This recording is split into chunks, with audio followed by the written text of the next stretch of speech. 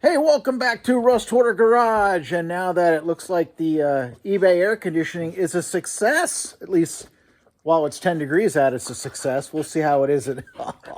We'll see how it is once the weather gets warm.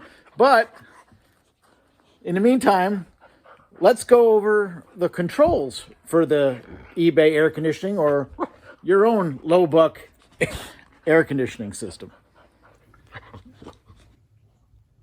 All right, so let's start out with the most simple air conditioning diagram there is. Now, this is not a schematic. This is not something you're going to copy. We will add some things to this as we go on. Let's start with just a basic carbureted engine, something non-computer controlled. I don't care what engine you have, what you're running. This is just going to be as simple as possible to control your air conditioning. Now, this is not the final schematic. Like I said, I just drew this first just to give you an idea how this works. When you buy your evaporator from eBay or whatever, it's going to have two wires coming out of it, a red wire and a green wire, okay? On the back of the evaporator, there's actually a mounting bolt. That is the ground for the system. So you're going to want to ground the back of the evaporator right to the truck somewhere, your car somewhere. Okay, let me hang on and take care of the babies here. All right, so like I said, this is just the most basic of basic diagrams. Do not copy this. This is just to explain what's going on here. So like I said, when you buy the evaporator, it's going to have two wires coming out, green, red, and the case is going to actually be the ground, all right? The red wire to the evaporator, as you get it, it already comes fused. There's a fuse in line. I can't remember. I think it's a 15 amp, but don't quote me. It comes with it. But you're going to want to connect that red wire to key on 12 volt power, okay? So when the key's on, you'll have 12 volts to here. The green wire coming out of the evaporator is going to be the signal to turn on your compressor. All right, your compressor has a 2-pin plug on it. One's going to ground, one's going to 12 volts. It shouldn't matter which wire is which. I even think they're the same color. But basically the way this works is when you turn on the switch on the evaporator, it's going to send out the request to turn on the compressor. Okay, the fans will turn on and it'll send out that request. Now we're going to add a couple things to it, but I just wanted you to understand this basic premise first of how this is going to work. All right, here is our updated schematic, and this will be the final. So the key on 12 volts into the evaporator, nothing's changed there. We made a few additions here. First thing we did was added a compressor relay.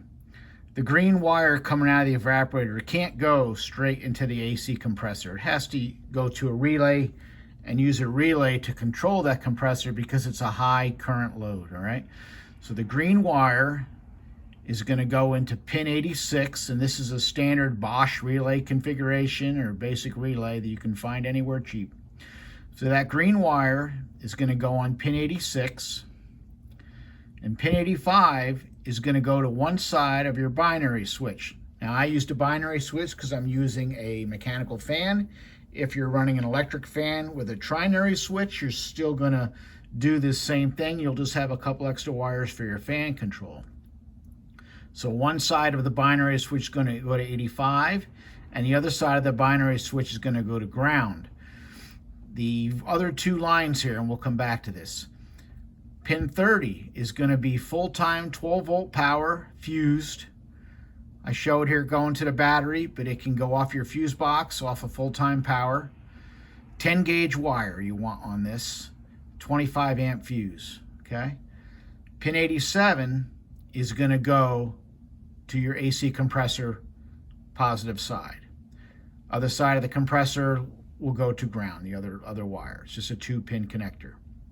So ignore that for a minute. So back here, the way this works is these pins here, 85 and 86, are the coil on the relay. So if you have power here and a ground here, the contacts will close, and power that's already here on 30 will be sent to 87 and turn on the compressor.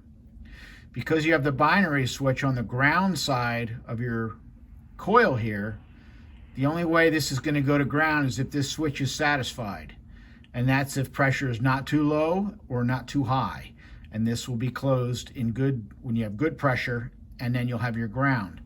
So that's your protection for your compressor. If you ran out of refrigerant and got low pressure, this would open and you wouldn't be able to turn on your compressor. The other thing we've added here is this diode. This is a 1N5408. That's a good part number. You can buy those on Amazon if needed. And you want that diode across your wires for your compressor to prevent power surge in the reverse direction when you turn it off.